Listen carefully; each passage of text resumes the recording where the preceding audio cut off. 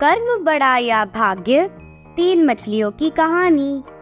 बहुत समय पहले की बात है। दूर किसी जंगल में एक विशाल नदी थी। नदी के पास ही नदी से जुड़ा एक छोटा तालाब था। तालाब में मछलियों के खाने के लिए खूब सारी वनस्पतियां और पौधे थे। इस कारण सभी मछलियां नदी के रास्ते तालाब में आकर तालाब में ही रहती थीं। तालाब ऐसी जगह था जहां लंबी लंबी झाड़ियां थीं। इसलिए तालाब आसानी से दिखाई नहीं देता था। उस तालाब में 3 मछलियां भी रहती थीं, जिनके नाम मौली, पॉली और भोली थे। वो तीनों थी तो दोस्त, पर उनका स्वभाव बिल्कुल अलग था। मौली मछली दूरदर्शी थी और संकट को पहले ही जान लेती थी और उसके अनुसार उसका हल पहले ही निकाल लेती थी। पॉली मछली बहुत बुद्धिमान थी और संकट आने पर उसका हल निकाल लेती थी। भोली मछली का मानना था कि कर्म करने से कुछ नहीं होता, होता वही है जो भाग्य में लिखा होता है। एक दिन एक मछुआरा नदी से मछलियां पकड़कर उन्हें बेचने बाजार जा रहा था, पर वह खुश नहीं था क्योंकि वह ज्यादा मछलियां नहीं पकड़ पाया था। वह सोचता है, पूरा दिन नदी में मछलियाँ पकड़ने के बाद भी इतनी कम मछलियाँ। इस नदी की मछलियाँ आखिर गई कहाँ? तभी उसकी नजर कुछ बगुलों पर पड़ती है जो मजे से मोटी मोटी मछलियाँ खा रहे थे। अरे, यह बगुलों के पास इतनी मोटी मोटी मछलियाँ कहाँ से आई? जरूर आसपास में कोई तालाब है जहाँ से ये बगुले मछलियाँ पकड़ते हैं। यह सोचकर वह तालाब की खोज करने लगता है और थोड़ी देर में उसे झाड़ियों के बीच से तालाब नजर आता है और वह तालाब के पास पहुंच जाता है। अरे वाह, मेरा अंदाजा बिल्कुल सही निकला। यहाँ एक तालाब है और यह पूरा मछलियों से भरा पड़ा है।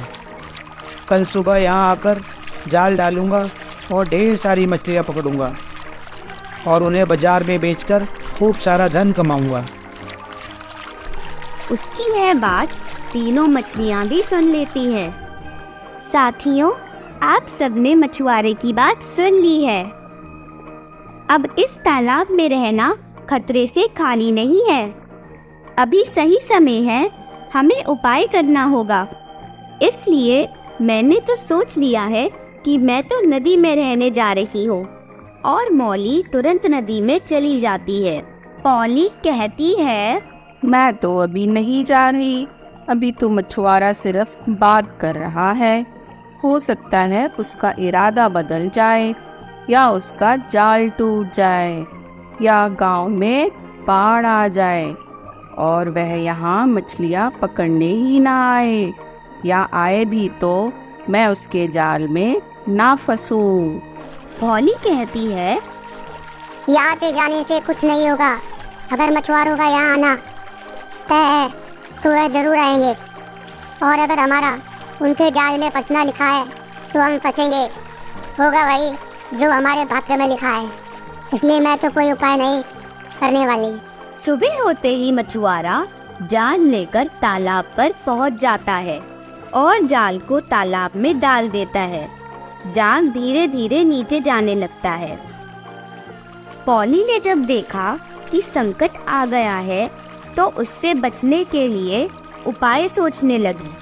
तभी उसे याद आया कि नदी के तल में एक सड़ी हुई मछली काफी दिनों से मरी पड़ी है और उसके शरीर से बहुत गंदी बदबू आ रही है। उसे तुरंत एक उपाय सूझता है और वह मरी हुई मछली की तरफ तेजी से भागती है और उस गंदी बदबू में अपने शरीर को कुछ देर तक रखती है, जिससे अब उसके शरीर से भी वही गंदी बदबू आने लगती है। तभी जाल मछलियों के ऊपर आकर गिरता है और बहुत सारी मछलियाँ जाल में फंस जाती हैं, जिनमें पॉली और भोली भी थीं।